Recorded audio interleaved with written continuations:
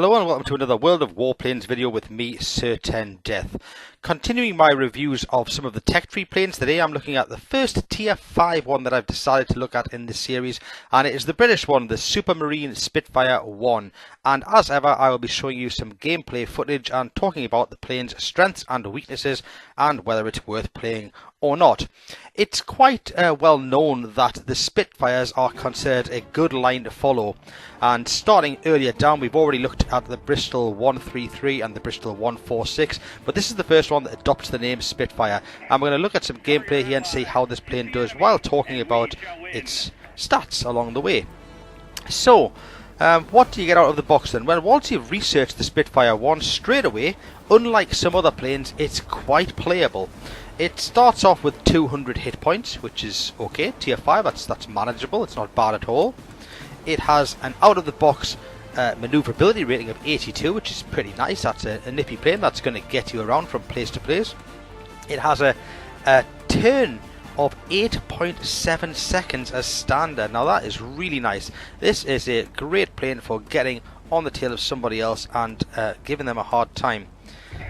Its suggested altitude is about where it's spawning at here, around the 1200 meter area, which is not too bad. So it's better at dealing with planes that are slightly higher up rather than the low level fighters. But of course, in the nature of the game, there are times you have to get lower to get in amongst where the combat is happening, because in a game such as this, you're an important and pivotal member of the team. It's important to get involved. And its speed. Its speed's the one thing that's a little bit lacking. Its speed, when not boosting, is just around the 300ish, which is not bad, but it's not great either. There are quicker planes out there. So the one thing that can be a little bit of a letdown for this Spitfire is its speed. Having said all of that, I'm talking about the plane as you get it, out of the box, which this one is at the moment, without any upgrades. When you do have upgrades, you can have a little bit more hit points. You can have yourself 210. Now straight away I've gone into the face of a heavy fighter. You don't really want to go into a ramming mission with those, so I'm just going to spin around. Now unfortunately I've got somebody got straight on the tail of me, and this game is not looking good at all. Look at that, how much damage I've taken already. But the manoeuvrability of this plane has allowed me to get out of that and reposition myself and now go to work a little bit and start just chipping away.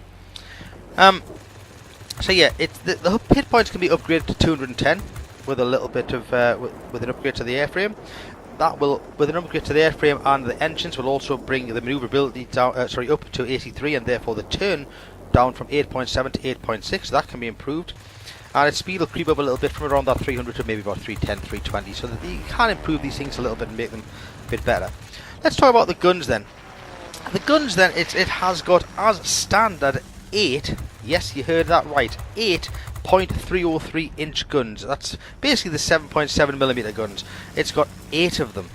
Now a lot of planes at tier 5 only have 4, or at least you have to spend some XP to upgrade to a higher amount. This has got 8 of them as standard, and that's really nice.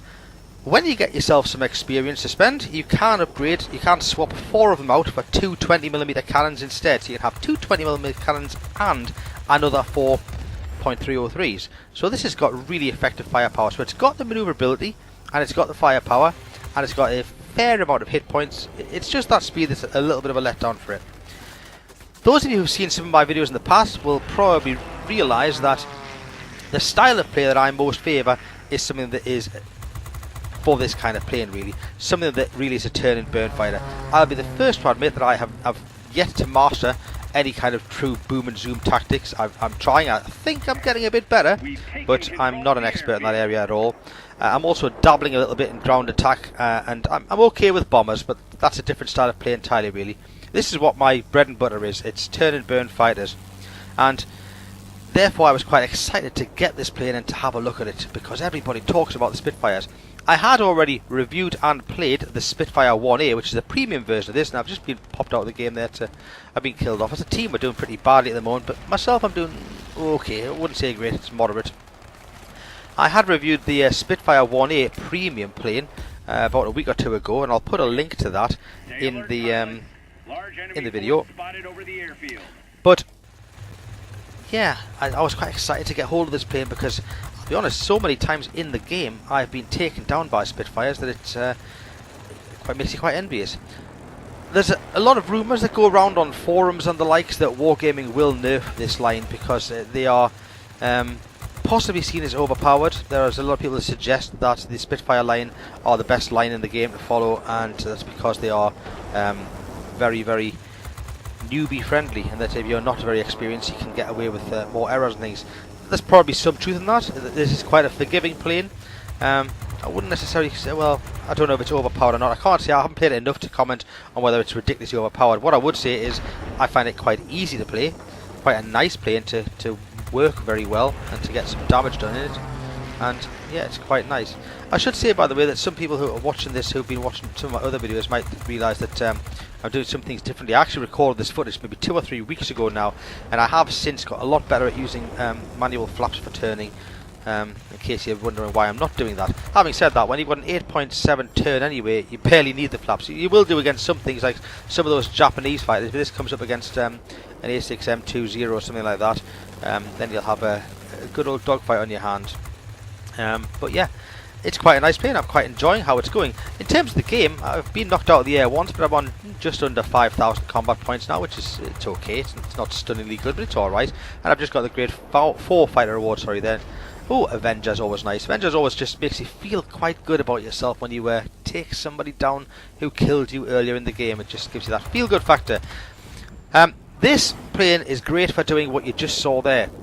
If you happen to turn around and see somebody who's just taking a little bit of a beating from someone else and they're on low amount of hit points, this is a fantastic punishing plane for finishing off weakened enemy planes. If you see somebody, often, there you go, there's another example. This guy here, I mean, he's got hardly any hit points left. It's got the manoeuvrability to get straight on his tail and just take him straight down. And it's fantastic for that. In prolonged engagements, it's alright, but its DPM is not as necessarily as high as some others.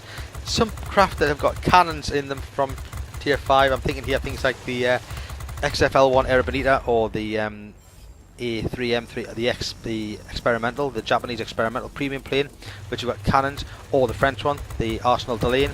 These kind of aircraft, if you get into a dogfight with these manoeuvrable planes that have got a cannon, could probably do a lot more to a Spitfire.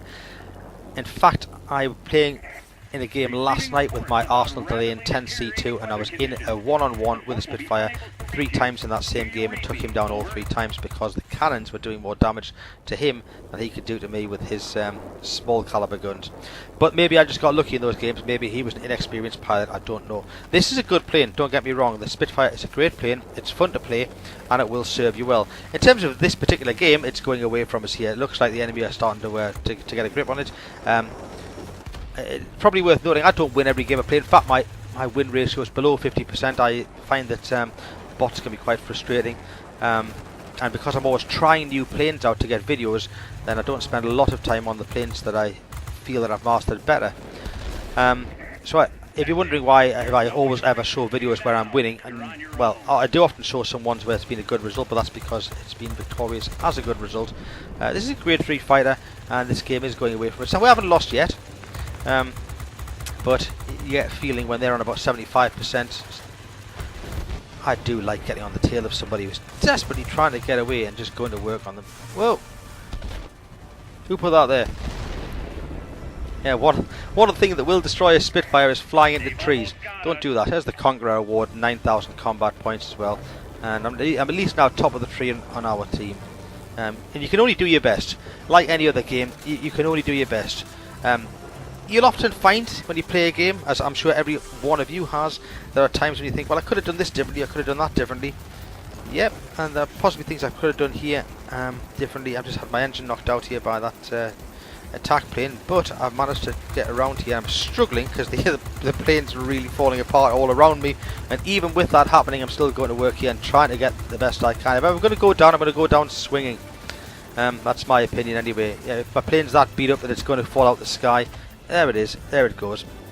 And I'm just actually cutting here to the end because the game winds up literally seconds later. I finished top in our team overall with just over 10,500 combat points. Got myself Conqueror, got myself the grade 3 award, which is alright. It's a non-premium aircraft, it's a standard tech tree aircraft, and how did it do? Well, on the whole, let's have a look, it's not too bad. Yeah, that 10,000 there, 40,000 credits. It's pretty nice. I like it. I like the Spitfire line. I would recommend playing them. I think they're a bit of fun to play.